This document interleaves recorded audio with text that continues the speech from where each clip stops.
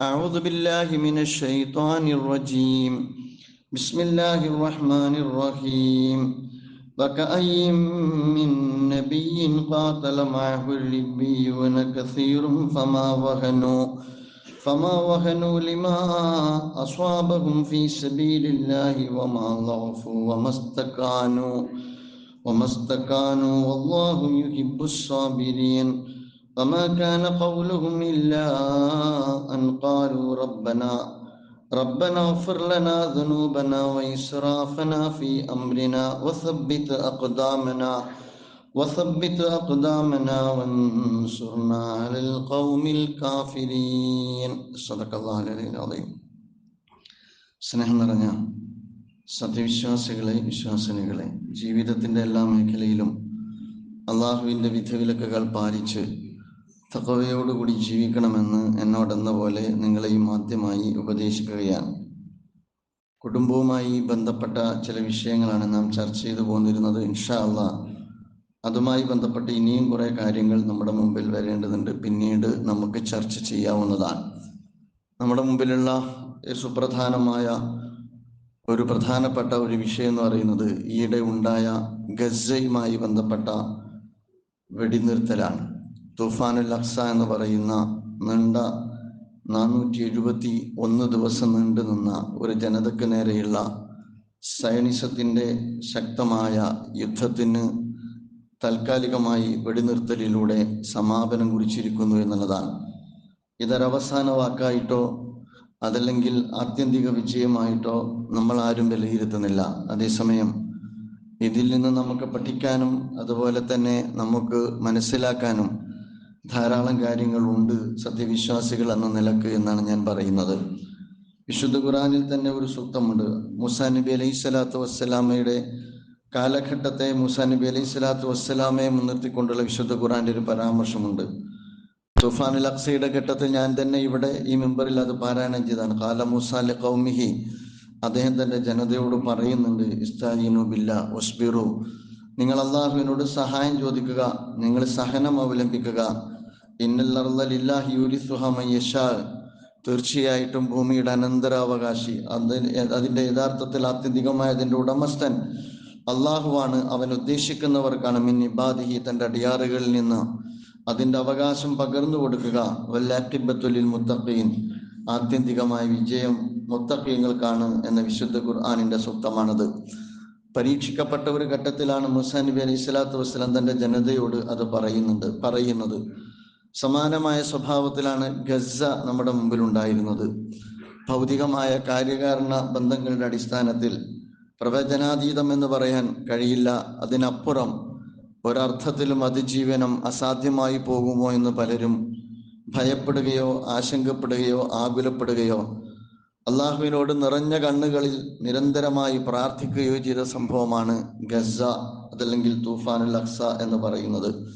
471 ദിവസം അല്ലെങ്കിൽ 15 മാസം ഒരു ജനതയ്ക്ക് മേൽ തീമഴ വർഷിച്ച സംഭവത്തിനാണ് നമ്മളൊരർത്ഥത്തിൽ തൂഫാനുൽ അഖ്സ എന്ന് പറയുക. ഇസ്രായേലും സഖ്യകക്ഷികളും അമേരിക്കയും നിരന്തരമായി ലോകത്തിന്റെ എല്ലാ താക്കീതുകളെയും സമാധാനകാംക്ഷികളുടെ എല്ലാ അഭ്യർത്ഥനകളെയും അതുപോലെ തന്നെ ലോക സംവിധാനമാകുന്ന UN-ന്റെ ശക്തമായ മുന്നറിയിപ്പുകളെയും എല്ലാം കാറ്റിൽ പറത്തിക്കൊണ്ടാണ് സമാനതകളില്ലാത്ത മനുഷ്യഹത്യക്ക് ഈ രാജ്യത്ത് അല്ലെങ്കിൽ ഈ ലോകത്ത് സൈനിസവും അതുപോലെ തന്നെ സാമ്രാജ്യത്വവും നേതൃത്വം കൊടുത്തത്. 45,000-ഓളം ആളുകൾ മരണപ്പെട്ടു എന്നാണ് കണക്ക്. അല്ല, ഔദ്യോഗികമായ കണക്കിനപ്പുറം 10-60,000-ഓളം ആളുകൾ ഷഹാദത്ത് വരിച്ച സംഭവമാണ് യഥാർത്ഥത്തിൽ തൂഫാനുൽ അഖ്സ. 80% ആ നാട്ടിൽ അവരുയർത്തിയ നാഗരിക ക്രമത്തെ അട്ടിമറിക്കും വിധം തകർക്കപ്പെട്ടത് 80% കെട്ടിടങ്ങളാണ്. ആ കെട്ടിടങ്ങളിൽ സ്കൂളുകളുണ്ട്, ഹോസ്പിറ്റലുകളുണ്ട്. ആ തകർക്കലിൽ ആ നാട്ടിൽ അത്യാവശ്യ ഘട്ടത്തിന് ഉപയോഗിക്കേണ്ടുന്ന ആംബുലൻസുകളുണ്ട്. ആ തകർക്കലിൽ അവർ പലപ്പോഴും കയറി ഓടിക്കൂടിയ അഭയാർത്ഥി ക്യാമ്പുകളുണ്ട്. അവസാനം നിലനിൽക്കുന്ന അവസാനത്തെ ഹോസ്പിറ്റലും ഏതാനും ദിവസങ്ങൾക്ക് മുമ്പാണ്, അല്ലെങ്കിൽ ഈ കരാറിലെത്തുന്നതിന് മുമ്പാണ് അവർ തകർത്തെറിഞ്ഞത്. അതിർത്തികൾ അടച്ചിട്ടാണ് ഏതാണ്ട് ഒരു ജനതയ്ക്ക് നേരെ ഈ തീമഴ വർഷിച്ചത്. 40 കിലോമീറ്റർ നീളവും 20 കിലോമീറ്റർ വീതിയുമുള്ള ഒരു ലൊക്കേഷനിൽ 4 അതിർത്തികളും പൂർണ്ണമായി അടച്ച്, ഒരു ഭാഗത്ത് കടൽ, അതിനകത്തേക്കാണ് ഈ തീമഴ അവർ വർഷിച്ചത്. മാത്രമല്ല, പുറത്തു നിന്നുള്ള എല്ലാ സഹായങ്ങളും അവർ റദ്ദ് ചെയ്തത്. അങ്ങോട്ട് ഭക്ഷണം എത്തിക്കാൻ പാടില്ല, വെള്ളം എത്തിക്കാൻ പാടില്ല, മെഡിസിൻ എത്തിക്കാൻ പാടില്ല. അവിടെയുള്ള ജനത കരഞ്ഞത്, അല്ലെങ്കിൽ ലോകത്തോട് ആവശ്യപ്പെട്ടത്, മരണത്തിന്റെ ഏതാണ്ട് മുനമ്പിൽ നിൽക്കുന്ന ഘട്ടത്തിൽ ജീവന്റെ തുടിപ്പ് നിലനിർത്താൻ വേണ്ടി അവർ ലോകത്തോട് ആവശ്യപ്പെട്ടത് മെഡിസിനാണ്. അതുപോലെ തന്നെ അവസാന ഘട്ടത്തിലുള്ള ദാഹജലമാണ്, അതോടൊപ്പം തന്നെ ഭക്ഷണത്തിനാണ്. പക്ഷേ ആ ജനതയുടെ മുഴുവൻ അഭ്യർത്ഥനകളെയും ആവശ്യങ്ങളെയും, ലോകത്തോടുള്ള അവരുടെ നിരന്തരമായ അവർ ആവശ്യപ്പെട്ട കാര്യങ്ങളെയും നിരാകരിച്ചുകൊണ്ടാണ് സയനിസത്തിന്റെ ഭാഗത്ത് നിന്ന് ആ ജനതയെ ക്രൂരമായി കൊന്നൊടുക്കിയത്. നമുക്കറിയാം, അവർ നിരന്തരമായി ഈ 471 ദിവസം എന്ന് പറയുന്നത് അവർ കബറുകൾ കുഴിക്കുകയും കബറടക്കുകയും ചെയ്യുന്നിടത്താണ് അവരുണ്ടായിരുന്നത്. പലപ്പോഴും മക്കളുടെ കബറടക്കം, അല്ലെങ്കിൽ ബാപ്പാന്റെ കബറടക്കം, അല്ലെങ്കിൽ സഹോദരിയുടെ കബറടക്കം, അല്ലെങ്കിൽ സഹോദരന്റെ കബറടക്കം, അതല്ലെങ്കിൽ പ്രിയപ്പെട്ട ഭർത്താവിന്റെ കബറടക്കം, അതല്ലെങ്കിൽ പ്രിയപ്പെട്ട ഭാര്യയുടെ. ഒരു ഘട്ടമെത്തുമ്പോൾ അവർ ജനാസയുമായിട്ടല്ല ഓടിയത്, അവർ ജനാസ കണ്ടെത്താനാണ് അവർ നെട്ടോട്ടം ഓടിയത്. തകർക്കപ്പെട്ട കെട്ടിടാവശിഷ്ടങ്ങളിൽ നിന്ന് രോദനങ്ങൾ, അതുപോലെ തന്നെ നിലവിളികൾ കേൾക്കുമ്പോഴും അവരെ രക്ഷപ്പെടുത്താൻ കഴിയാത്തതിലുള്ള വിഷമമാണ് അവർക്ക് ആ ഘട്ടത്തിൽ ഉണ്ടായിരുന്നത്. അങ്ങനെ ഏതാണ്ട് ഒരു കൊല്ലവും ഏതാണ്ട് 2-3 മാസവും അവരുടെ നോമ്പും അവരുടെ പെരുന്നാളും എല്ലാം രക്തത്തിൽ കുതിർന്ന നോമ്പും പെരുന്നാളുമായിരുന്നു എന്ന് നമുക്കറിയാവുന്നതാണ്. തകർക്കാനിയൊന്നും ബാക്കിയില്ല. ഗസയുടെ മണ്ണിലേക്ക് നിങ്ങൾ നോക്കിയാൽ അതിന്നൊരു മൈതാനമാണ്, ഒരുപാട് കെട്ടിടാവശിഷ്ടങ്ങളുള്ള മൈതാനം. ഈ മൈതാനത്തിലും കുട്ടികൾ കളിക്കുന്നുണ്ട്, ആ മൈതാനത്തിലും കുട്ടികൾ പാട്ടുപാടുന്നുണ്ട്, ആ മൈതാനത്തിലും അവർ ആത്മവിശ്വാസത്തോടു കൂടി ജീവിക്കുന്നുണ്ട്. എല്ലാം തകർക്കപ്പെട്ടപ്പോഴും, തല ഉയർത്തി നിൽക്കുന്ന എല്ലാം തകർന്നടിഞ്ഞപ്പോഴും അവിടെ തകരാതെ തല ഉയർത്തി നിന്നത് എന്താണെന്ന് ചോദിച്ചാൽ ഒരു കൂട്ടം മനുഷ്യരാണ്. അവിടെ തല കുനിഞ്ഞിട്ടില്ല, അവർ തല ഉയർത്തി പിടിച്ച് അവർ പൊരുതുകയായിരുന്നു എന്ന് നമ്മൾ ഓരോരുത്തരും കണ്ടു. നമുക്ക് കരയാനും അതുപോലെ തന്നെ പ്രാർത്ഥിക്കാനും മാത്രമാണ് നമുക്ക് സാധിച്ചത്. അവരുടെ ഹൃദയം, അഥവാ അവരുടെ നെഞ്ചകത്തുള്ള അവരുടെ ഹൃദയം, യഥാർത്ഥത്തിൽ ഹൃദയത്തിനകത്ത് ജ്വലിച്ചു നിൽക്കുന്ന ഈമാൻ. ഞാൻ മനസ്സിലാക്കുന്നത് ഖുർആൻ പറഞ്ഞ പോലെ നൂറുന്നല നൂർ, വെളിച്ചത്തിന് മേൽ വെളിച്ചമെന്ന് ഖുർആൻ പറഞ്ഞില്ലേ? ഞാൻ മനസ്സിലാക്കുന്നത് ആ വെളിച്ചത്തെ അണയ്ക്കാൻ, അതിനെ തകർക്കാൻ നെതന്യാഹുവിന്റെ ആയുധത്തിന് കഴിഞ്ഞില്ല എന്നുള്ളതാണ് ഇപ്പോഴുണ്ടായ പരിണതിയുടെ ബേസ് എന്നാണ് ഞാൻ മനസ്സിലാക്കുന്നത്. അതുകൊണ്ട് എല്ലാം തകർന്നെറിഞ്ഞപ്പോഴും അവർ തല ഉയർത്തി നിന്നു. അവരുടെ മനസ്സിൽ ജ്വലിച്ചു നിന്ന വെളിച്ചം ആളിക്കത്തി.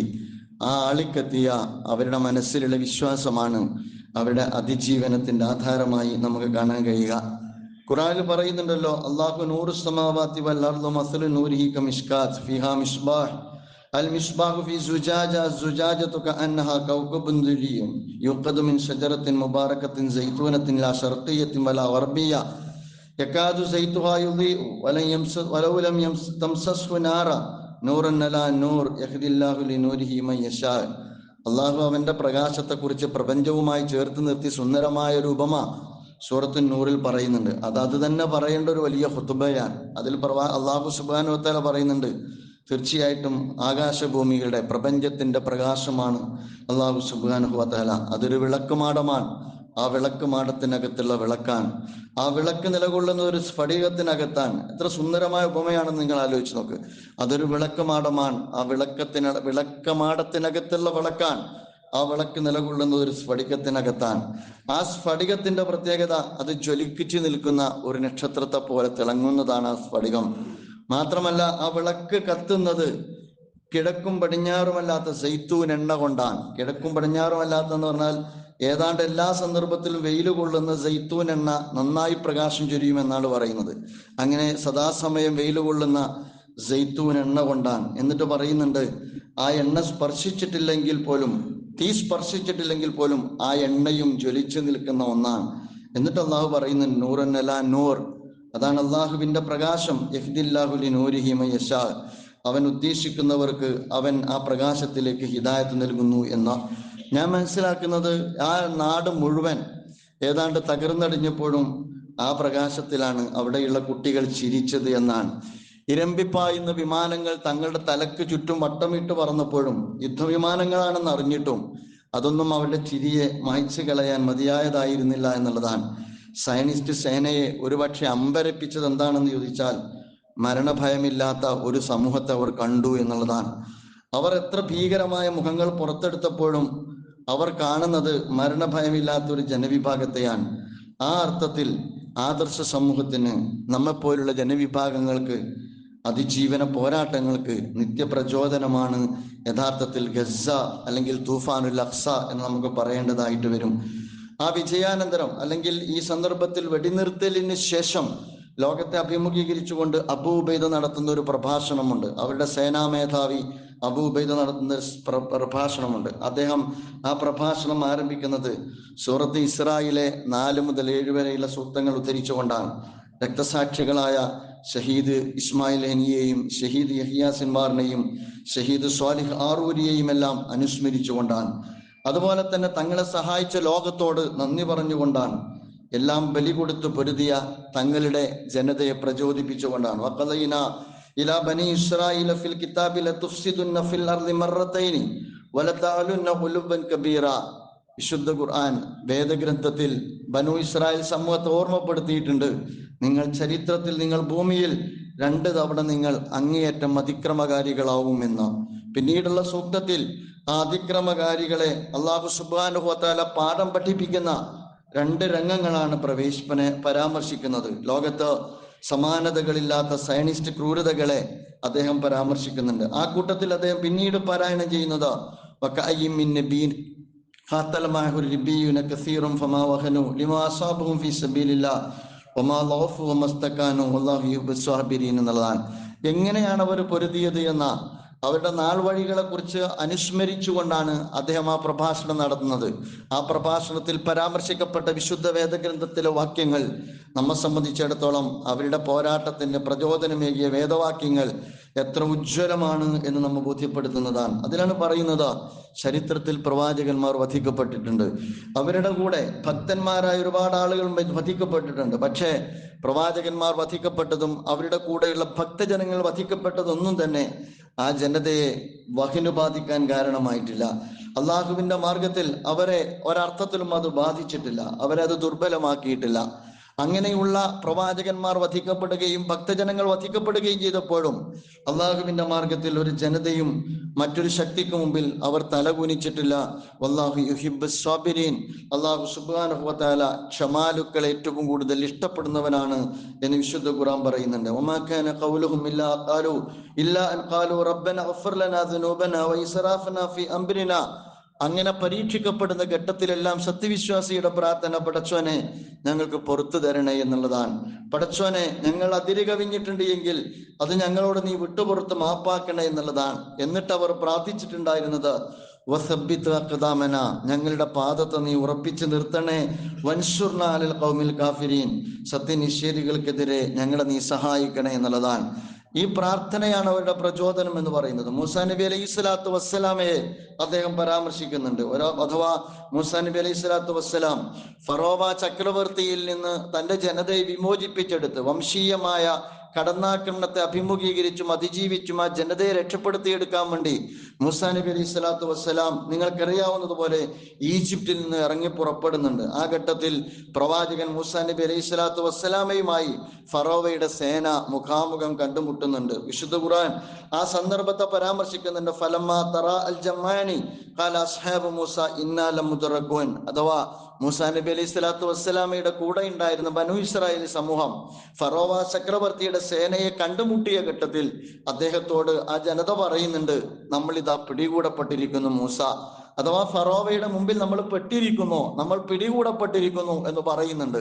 ആ പറയുന്ന ഘട്ടത്തിൽ മൂസാ നബി അലൈഹി സ്വലാത്തു വസ്സലാം മറുപടി കൊടുക്കുന്നുണ്ട്, കാല കല്ല ഇന്ന മഈ റബ്ബി സയഹ്ദീൻ. കാല, ഒരിക്കലും അല്ല, എനിക്ക് എൻ്റെ നാഥൻ വഴി കാണിക്കും, എൻ്റെ കൂടെ എൻ്റെ നാഥനുണ്ട് എന്ന് മൂസാ നബി അലൈഹി സ്വലാത്തു വസ്സലാം ആ ജനതക്ക് മറുപടി കൊടുക്കുന്നത്. ഇന്ന മഅയ, എൻ്റെ കൂടെയുണ്ട്, റബ്ബി, എൻ്റെ റബ്ബുണ്ട്, സയഹ്ദീൻ, അവൻ എനിക്ക് വഴി തുറന്നു തരുമെന്ന് മൂസാ നബി അലൈഹി സ്വലാത്തു വസ്സലാം തൻ്റെ ജനതയോട് വഴിമുട്ടിയ ഘട്ടത്തിൽ പറഞ്ഞ വിശുദ്ധ ഖുർആനിലെ ആ പരാമർശം അദ്ദേഹത്തിന്റെ പ്രഭാഷണത്തിൽ കടന്നു വരുന്നുണ്ട്. പിന്നീട് അദ്ദേഹം പരാമർശിക്കുന്നത് വിശുദ്ധ ഖുർആനിൽ മഹാനായ പ്രവാചകൻ റസൂലുള്ളാഹി സ്വല്ലല്ലാഹു അലൈഹി വസല്ലമയെ കുറിച്ചാണ്. ഇല്ലാ തൻസുറുഹു ഫഖദ് നസറഹുല്ലാഹു ഇദ് അഖ്റജഹു അല്ലദീന കഫറു സാനിയ ഇസ്നൈനി ഇദ് ഹുമാ ഫിൽ ഗാർ. നിങ്ങൾ ഓർക്കുന്നില്ലേ, നിങ്ങൾ അള്ളാഹുവിന്റെ പ്രവാചകൻ റസൂലുള്ളാഹി സ്വല്ലല്ലാഹു അലൈഹി വസല്ലമയെ അള്ളാഹു സഹായിച്ച സന്ദർഭം, നിങ്ങൾ കൈയൊഴിഞ്ഞ ഒരു ഘട്ടത്തിൽ അള്ളാഹു സഹായിച്ച സന്ദർഭം. ഇദ് അഖ്റജഹു അല്ലദീന കഫറു സാനിയ ഇസ്നൈനി ഇദ് ഹുമാ ഫിൽ ഗാർ. രണ്ടുപേരെയും തന്റെ നാട്ടിൽ നിന്ന് ഇറങ്ങി പുറത്താക്കപ്പെട്ട സന്ദർഭം, അവർ രണ്ടുപേരും ഗുഹക്കകത്ത് കഴിഞ്ഞുകൂടിയ സന്ദർഭം. ഇത് യഖൂലു ലി സാഹിബിഹി ലാ തഹ്സൻ ഇന്നല്ലാഹ മഅനാ. ആ ഘട്ടത്തിൽ അള്ളാഹുവിന്റെ റസൂൽ തന്റെ കൂടെയുള്ള സന്തത സഹചാരിയായ സിദ്ദീഖുൽ അക്ബർ റളിയല്ലാഹു അൻഹുവിനോട് പറയുന്നുണ്ട്, താങ്കൾ ഭയപ്പെടേണ്ടതില്ല, ദുഃഖിക്കേണ്ടതില്ല, നമ്മുടെ കൂടെ അള്ളാഹു ഉണ്ട് എന്ന്. അവിടെ പരാമർശിക്കുന്ന ഖുർആനിൽ അടുത്തത് പറയുന്നത് ഫഅൻസലല്ലാഹു സകീനതഹു അലൈഹി. അള്ളാഹു സുബ്ഹാനഹു വ തആല അവരുടെ മനസ്സിൽ സമാധാനം വർഷിക്കുന്നുണ്ട് എന്നുള്ളതാണ്. ഗുഹാമുഖത്ത് ശത്രുവുണ്ട്, കൂടെ സിദ്ദീഖുൽ അക്ബർ ഉണ്ട്. അവരൊന്ന് കുനിഞ്ഞാൽ അവരെ പിടികൂടപ്പെടാൻ പോവുകയാണ്. അത്തരം ഒരു ഘട്ടത്തിൽ ഫഅൻസലല്ലാഹു സകീനതഹു അലൈഹി വഅയ്യദഹു ബിജുനൂദിൻ ലൻ തറവ. അവർക്ക് കാണാൻ കഴിയാത്ത, അവർക്ക് അനുഭവപ്പെടാൻ കഴിയാത്ത അള്ളാഹുവിന്റെ സേനയെ കൊണ്ട് അള്ളാഹു സുബ്ഹാനഹു വ തആല അവരെ സഹായിച്ചു. വജഅല കലിമത്തല്ലദീന കഫറു സുഫ്ല വകലിമത്തല്ലാഹി ഹിയൽ ഉൽയ. നിഷേധത്തിന്റെ വാചകത്തെ അള്ളാഹു താഴോട്ടും അതുപോലെ തന്നെ സത്യത്തിന്റെ വചനത്തെ അള്ളാഹു സുബ്ഹാനഹു വ തആല ഔന്നിത്യത്തിലേക്കും ഉയർത്തി. വല്ലാഹു അസീസുൻ ഹകീം. അള്ളാഹു സുബ്ഹാനഹു വ തആല പ്രതാപവാനും യുക്തിമാനുമാണ് എന്ന് വിശുദ്ധ ഖുർആൻ പറയുന്നുണ്ട്. അതുപോലെ തന്നെ പിന്നീട് അദ്ദേഹത്തിന്റെ പ്രഭാഷണത്തിൽ പരാമർശിക്കപ്പെടുന്ന ഒരു ഹദീസാണ്. റസൂലുള്ളാഹി സ്വല്ലല്ലാഹു അലൈഹി വസല്ലം പറഞ്ഞിട്ടുണ്ട്, ലാ തസാലു ത്വായിഫത്തും മിൻ ഉമ്മത്തി അലൽ ഹഖ. എന്റെ ഉമ്മത്തിൽ എല്ലാ കാലഘട്ടത്തിലും ഒരു ജനതയുണ്ടാവും, ഒരു വിഭാഗം ഉണ്ടാവും. ത്വായിഫത്ത് എന്ന് പറഞ്ഞാൽ ഒരു ന്യൂനപക്ഷം ഉണ്ടാകും, ഒരു സംഘം ഉണ്ടാകും, ഒരു വിഭാഗം ഉണ്ടാകും. ആ വിഭാഗത്തിന്റെ പ്രത്യേകത വിശുദ്ധ പ്രവാചകൻ സല്ലല്ലാഹു അലൈഹി വസല്ലം പറഞ്ഞിട്ടുണ്ട്, അലൽ ഹഖി ലാഹിരീൻ ലഅദുബിഹിൻ ഖാഹിരീൻ. അവരെ സംബന്ധിച്ചിടത്തോളം അവർ സത്യത്തിന്റെ പേരിൽ നിലകൊള്ളുന്നവരും അതിന്റെ പേരിൽ അതിജീവിക്കുന്നവരുമാണ്. ശത്രുക്കളുമേൽ അവർ വിജയം കൈവരിക്കുന്നവരാണ്. മൻ ഖാലഫ ലാ യദുർറുഹും മൻ ഖാലഫഹും ഇല്ലാ മാ അസ്വാബഹും മിൻ ലഅവാ ഹത്താ യഅതിയഹും അംറുല്ലാഹ്. അന്ത്യദിനം വരെ അങ്ങനെ ഒരു സംഘം ഉണ്ടാകും. അവരെ സംബന്ധിച്ചിടത്തോളം എത്ര വലിയ സന്നാഹങ്ങളും സംവിധാനങ്ങളും ഉള്ളവരാണ് എങ്കിലും അവർക്കൊരിക്കലും ഈ അവരുടെ എതിർപ്പിനെ, അവരുടെ ഉപദ്രവങ്ങളെ ഈ ജനവിഭാഗത്തെ നശിപ്പിക്കാൻ മതിയായതല്ല എന്ന പ്രവാചക വചനം അദ്ദേഹം ഉദ്ധരിക്കുന്നുണ്ട്. അതിനെക്കുറിച്ച് ആ ഹദീസിൽ തന്നെ അള്ളാഹുവിന്റെ റസൂലിനോട് ചോദിക്കുന്നുണ്ട്, ഖാല യാ റസൂലല്ലാഹ് വഅയ്നഹും, അവരെവിടെയുള്ളവരാണ് എന്ന് ചോദിക്കുന്നുണ്ട്. അതുമായി ബന്ധപ്പെട്ട റിപ്പോർട്ടിൽ ചില ലൗഫുണ്ട്, ദൗർബല്യമുണ്ട് എന്നാണ് പറയപ്പെടുന്നത്. അതിൽ പറയുന്നത് ബൈത്തുൽ മുഖദ്ദസ്, ബൈത്തുൽ മുഖദ്ദസിലുള്ള ഒരു വിഭാഗമാണ് എന്ന് പരാമർശിക്കപ്പെട്ടിട്ടുണ്ട്. പക്ഷേ സ്വഹീഹായ റിപ്പോർട്ടിൽ തന്നെ പറയുന്നത് യഅനി അശ്ശാം, ഷാമിനെ കുറിച്ചാണ് റസൂലുള്ളാഹി സ്വല്ലല്ലാഹു അലൈഹി വസല്ലം അങ്ങനെ പരാമർശിച്ചത് എന്നുള്ളതാണ്. ഞാൻ പറഞ്ഞു വരുന്നത് അങ്ങനെയുള്ള അപ്പൊ ഇത്തരം ഒരു ജനതയെ സംബന്ധിച്ചിടത്തോളം അവർ പ്രവാചകന്മാരിൽ നിന്നാണ്, അവർ വിശുദ്ധ വേദഗ്രന്ഥത്തിൽ നിന്നാണ്, അതുപോലെ തന്നെ അവർ റസൂലുള്ളാഹി സ്വല്ലല്ലാഹു അലൈഹി വസല്ലമയുടെ പ്രവചനത്തിൽ നിന്നാണ് അവർ പ്രചോദനം ഉൾക്കൊണ്ടത് എന്ന് നമുക്ക് കാണാവുന്നതാണ്. എങ്ങനെയാണ് അവർ ഈ പറയുന്ന ചെറിയ ഒരു പ്രദേശത്ത് പൊരുതി നിന്നത് എന്ന് ചോദിച്ചാൽ അചഞ്ചലമായ വിശ്വാസത്തിന്റെ അടിത്തറകളിൽ നിന്നുകൊണ്ടാണ്. തങ്ങളുടെ ഭൂമിക്ക് മുകളിൽ, ആകാശത്തിന് താഴെ, അവരുടെ കൊച്ചു ആകാശത്തിനകത്ത്, അവരുടെ ഭൂമിക്ക് മുകളിൽ പൂർണ്ണമായ അർത്ഥത്തിൽ നരകം തീർത്ത സ്വഭാവത്തിലാണ് അന്ന് സൈനിസത്തിന്റെ ഭാഗത്ത് നിന്ന് തീബോംബ് വർഷിച്ചുകൊണ്ടേയിരുന്നത്. ഒലീവ് മരത്തിന്റെ മറപിടിച്ചും അതുപോലെ തന്നെ ടണലിനെ അവലംബിച്ചുകൊണ്ടും അവർ ചെറുത്തു നിന്നത് എങ്ങനെയെന്ന് ചോദിച്ചാൽ അവർ വിശുദ്ധ ഖുർആനിന്റെ പിൻബലത്തിലാണ്, പ്രവാചകന്റെ അധ്യാപനത്തിന്റെ പിൻബലത്തിലാണ്. അതിനേക്കാൾ ഉപരി ബൈത്തുൽ മഖ്ദിസ് എന്ന് പറയുന്ന വിശുദ്ധ ഭവനത്തിന്റെ വിമോചനം അവർ സ്വപ്നം കണ്ടത് കൊണ്ടാണ്. അതിനേക്കാളൊക്കെ ഉപരി രക്തസാക്ഷികൾക്ക് അല്ലാഹു സുബ്ഹാനഹു വ തആല വാഗ്ദാനം ചെയ്തിരിക്കുന്ന സ്വർഗം കിനാവ് കണ്ടത് കൊണ്ടാണ് എന്ന് നമുക്ക് കാണാവുന്നതാണ്. ലോകം അത്ഭുതത്തോടു കൂടിയാണ് ഈ സന്ദർഭത്തെ അല്ലെങ്കിൽ ഈ സംഭവത്തെ നോക്കിക്കണ്ടത്. എന്താണ് ഇവരുടെ കയ്യിൽ ഉണ്ടായിരുന്നത് എന്ന് ചോദിച്ചാൽ, എന്താണ് ശത്രുസേനയുടെ കയ്യിൽ ഉണ്ടായിരുന്നത് എന്ന് ചോദിച്ചാൽ നമുക്ക് എല്ലാവർക്കും അറിയാവുന്നതാണ്. അപ്പൊ ഹമാസ് എന്ന് പറയുന്ന ഒരു സംവിധാനത്തിന്റെ കീഴിലാണ് ആ പോരാട്ടം നടക്കുക. ഹമാസ് എന്ന് പറഞ്ഞാൽ തന്റെ ഇടം എന്നാണ് ഞാൻ മനസ്സിലാക്കുന്നത്.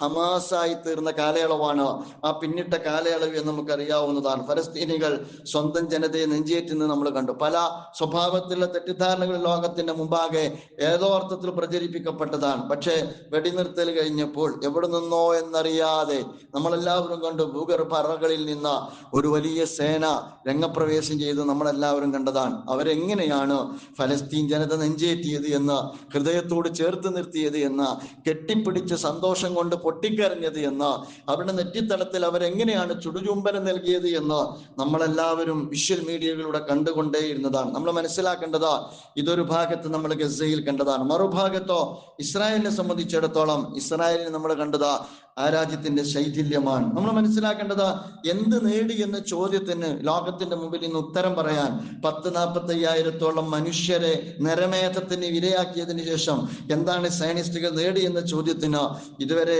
അവർക്ക് മറുപടി നൽകാൻ കഴിഞ്ഞില്ല എന്നുള്ളതാണ്. ഒരു ബന്ദിയെയും അവർ മോചിപ്പിച്ചിട്ടില്ല. ഞങ്ങൾ ബന്ദിയെ മോചിപ്പിക്കാനാണ്, ഒരു ബന്ദിയെയും അവർക്ക് മോചിപ്പിക്കാൻ കഴിഞ്ഞില്ല.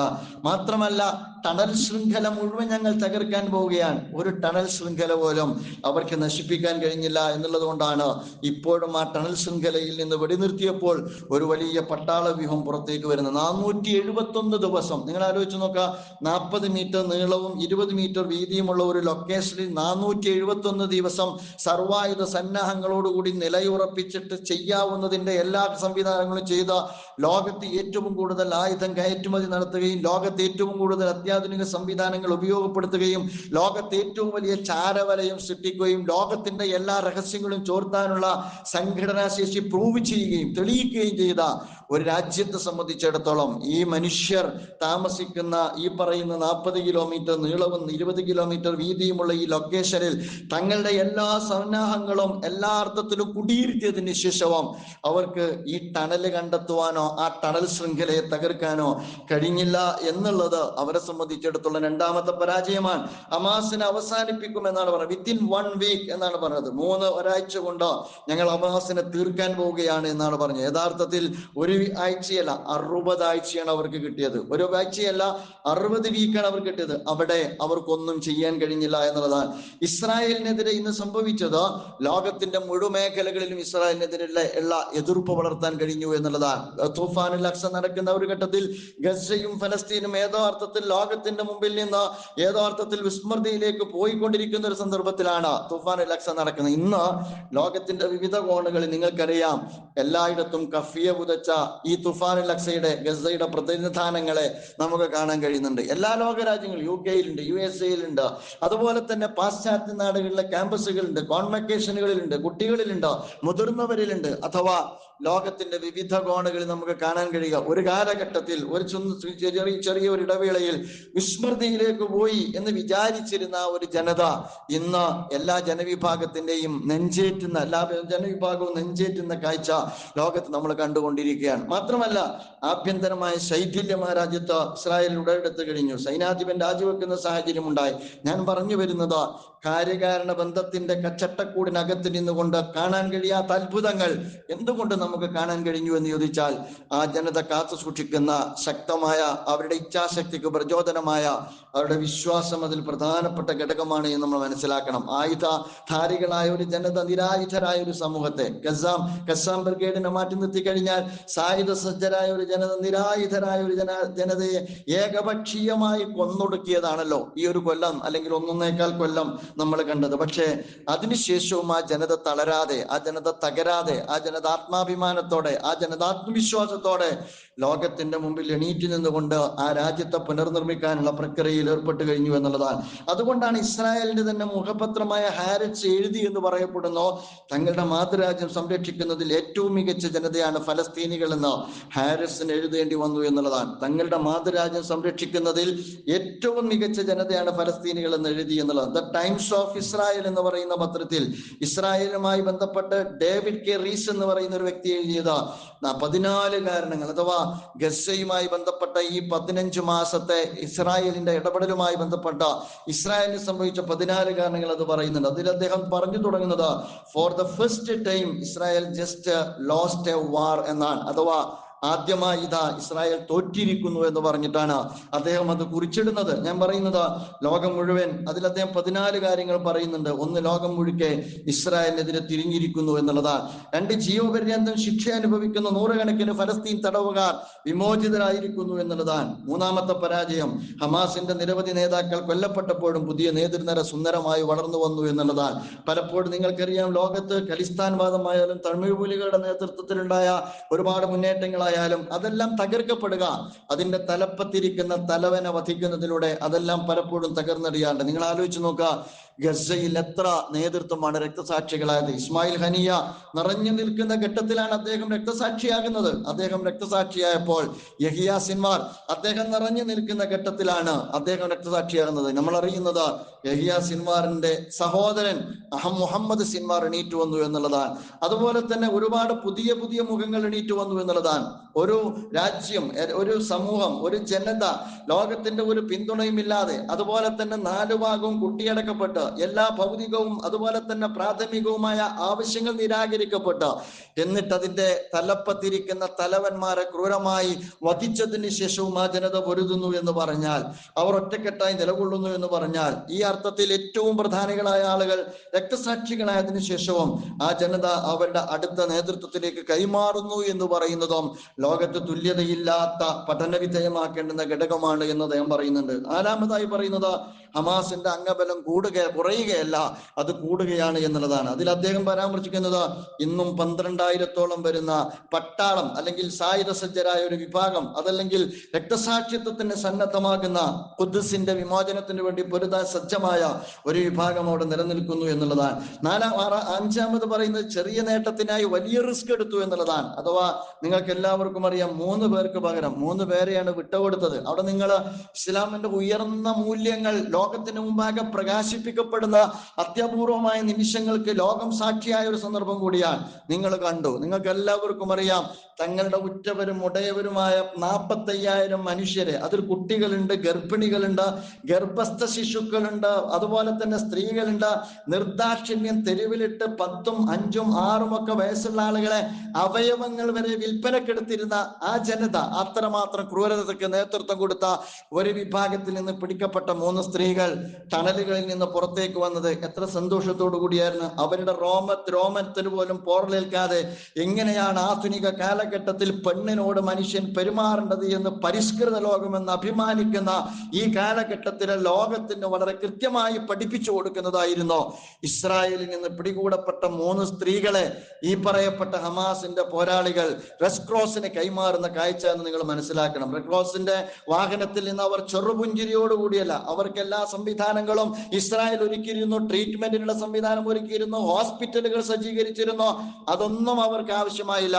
അവർ ചെറുപുഞ്ചിരിയോടുകൂടി ഹമാസ് കൊടുത്ത ഗിഫ്റ്റ് ബോക്സുമായിട്ട് അവർ റെഡ് ക്രോസിന്റെ വാഹനത്തിൽ ചിരിച്ചുകൊണ്ട് ഓടിക്കയറുകയും ഹോസ്പിറ്റലുകൾ ആവശ്യമില്ലാത്ത വിധം അവരവരുടെ കുടുംബത്തിലേക്ക് തിരിച്ചു പോവുകയും ചെയ്യുന്ന കാഴ്ചയാണ് നമുക്ക് കാണാൻ കഴിഞ്ഞത്. ഇവിടെ ഞാൻ പറഞ്ഞു വരുന്നത്, ഈ 3 പേർക്ക് അവർ വിട്ടുകൊടുക്കേണ്ടി വന്നത് 100-ലധികം ആളുകളെയാണ്. ഇതാണ് പറഞ്ഞത്, ചെറിയ നേട്ടത്തിനായി വലിയ റിസ്ക് അവർ എടുത്തു എന്നുള്ളതാണ് പരാമർശിക്കുന്നത്. 2023 ഒക്ടോബർ 7-ന് ഇസ്രായേൽ അവർ ഇത്തരം ഒരു ആക്രമണം നടത്തുമ്പോഴുണ്ടായിരുന്ന അവരുടെ ശേഷി ഇന്ന് അതേപോലെ നിലനിർത്താൻ അവർക്ക് കഴിഞ്ഞില്ല എന്നുള്ളതാണ്. ഗസയുടെ പുനർനിർമ്മാണം മറ്റൊന്നായി നമ്മൾ കാണേണ്ടതാണ്. അത് ഒരു വലിയ ജനത ഏറ്റെടുക്കുന്നതോടുകൂടി ഗസ മാത്രമല്ല പുനർനിർമ്മിക്കപ്പെടുക, മറിച്ച് ഗസയിൽ ഹമാസ് കൂടി അതിന്റെ ശക്തി പൂർവാധികം വർദ്ധിപ്പിക്കുന്നിടത്ത് ഇത് സംവിധാനം ഒരുക്കി എന്നുള്ളതാണ്. ഗസ ഇനിയും ഹമാസിന്റെ നിയന്ത്രണത്തിൽ നിന്ന് മോചിപ്പിക്കുക എന്നുള്ളതായിരുന്നുവെങ്കിൽ അതതിന്റെ പൂർണ്ണമായ നിയന്ത്രണത്തിൽ വരിക എന്നതാണ് സംഭവിച്ചുകൊണ്ടിരിക്കുന്നത്. ഇസ്രായേലും US-ഉം തമ്മിലുള്ള ഭിന്നിപ്പ് അഥവാ പരസ്പരമുള്ള വിള്ളൽ ശക്തിപ്പെട്ടു എന്നുള്ളതാണ്. വെടിനിർത്തൽ 1-ാം ഘട്ടം പൂർത്തിയായി കഴിഞ്ഞാലും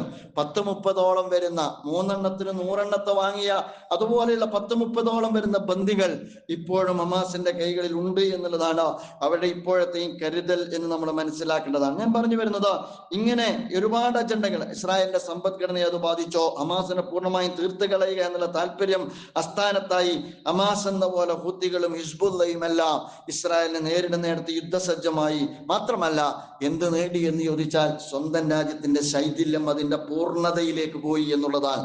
പരസ്പരമുള്ള ശക്തമായ ആ രാജ്യത്തെ ഒരു വലിയ ലക്ഷക്കണക്കിന് ആളുകൾ ആ രാജ്യത്തിൽ നിന്ന് യഥാർത്ഥത്തിൽ അഭയാർത്ഥികളായി പുറത്തേക്ക് പോയി. അവിടെയുള്ള ഭരണകൂടത്തിന്റെ ഭാഗത്ത് യഥാർത്ഥത്തിൽ ആഭ്യന്തര രംഗത്ത് ശൈഥില്യം അനുഭവിച്ചു തുടങ്ങി. ഈ അർത്ഥത്തിൽ ഒരു ഭാഗത്ത് ഗസയിൽ നമ്മൾ പുനർനിർമ്മാണത്തിന്റെയും അതുപോലെ തന്നെ വീണ്ടെടുപ്പിന്റെയും അത്യാഹ്ലാദം കാണുമ്പോൾ, മറുഭാഗത്ത് നമ്മൾ ശൈഥില്യത്തിന്റെയും ആഭ്യന്തരമായ അപകടകരമായ പ്രവണതകളുടെയും ഒരുപാട് അടയാളങ്ങളാണ് മറുഭാഗത്ത് നമ്മൾ കണ്ടുകൊണ്ടിരിക്കുന്നത്. ഞാൻ പറയുന്നത്, ഇനിയും ഗസ നമ്മുടെ പ്രാർത്ഥനയിൽ ഉണ്ടാകണം എന്നുള്ളതാണ്. നമ്മുടെ മാത്രം കൈകളിലല്ല കാര്യകാരണ ബന്ധത്തിന് അതീതമായി ചരിത്രത്തിൽ വിശുദ്ധ ഖുർആൻ സൂചിപ്പിച്ചതുപോലെ തന്നെ അള്ളാഹുവിന്റെ ഇടപെടലും നമ്മുടെ പ്രതീക്ഷയിൽ ഉണ്ടാകണം എന്നുള്ളതാണ്. പലപ്പോഴും നമ്മൾ വല്ലാതെ പ്രയാസപ്പെട്ടു പോയ സന്ദർഭങ്ങൾ ഉണ്ടായിട്ടുണ്ട്. ആ ജനത എത്ര സുന്ദരമായിട്ടാണ് ആ പ്രയാസത്തെ തരണം ചെയ്തത് എന്ന് നമ്മൾ കാണേണ്ടതാണ്. അതുകൊണ്ട് അവർ നമ്മുടെ പ്രാർത്ഥനയിൽ ഉണ്ടാകണം. ജീവരക്തം കൊണ്ടാണ് അവർ സയനിസത്തെ മുട്ടുകുത്തിച്ചത് എന്ന് നമുക്ക് കാണാവുന്നതാണ്. അവർ പ്രകടിപ്പിച്ച വിശ്വാസദാർഢ്യം നമുക്ക് പ്രചോദനമാകണമെന്നാണ് ഞാൻ പറയുക.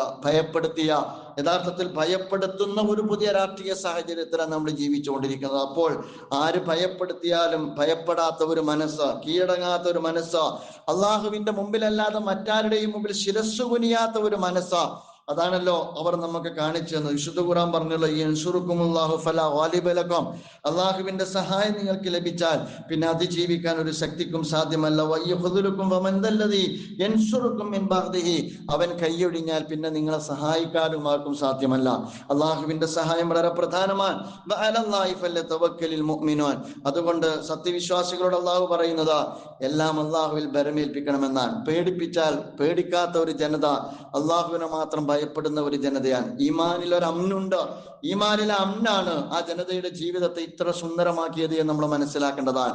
നമ്മുടെ വിശ്വാസത്തിനകത്ത്, നമ്മുടെ ഈമാനിനകത്ത് അമ്ന ഏതളവിൽ നമ്മുടെ ജീവിതത്തെ സൗന്ദര്യവത്താക്കുന്നുണ്ട് എന്നത് പരീക്ഷണ മുഖങ്ങളിലേക്ക് നമ്മളെല്ലാവരും എടുത്തെറിയപ്പെടുമ്പോൾ മാത്രമാണ് നമുക്ക് തിരിച്ചറിയാൻ കഴിയുക എന്നുള്ളതാണ്. അതുകൊണ്ട് നമ്മെ സംബന്ധിച്ചിടത്തോളം എല്ലാം അവസാനിച്ചു എന്നല്ല, ഇനിയും അവർ വരുമെന്നാണ് യഥാർത്ഥത്തിൽ ലോകം മനസ്സിലാക്കുന്നത്. അത്തരം അവിവേകം ഇനിയും ഈ പറയുന്ന ഗസക്ക് നേരെ ഉണ്ടാകുമെന്ന് തന്നെയാണ് ആ രാജ്യത്തെ പാവപ്പെട്ട ജനതയും അല്ലെങ്കിൽ ആ രാജ്യത്തെ വിശ്വാസി സമൂഹവും മനസ്സിലാക്കുന്നത്. അപ്പോഴും അവർ വിചാരിക്കുന്നത് ഇനിയും അവർ വരും, ഇനിയും അവർ പൊരുതും എന്നുള്ളത് തന്നെയാണ്.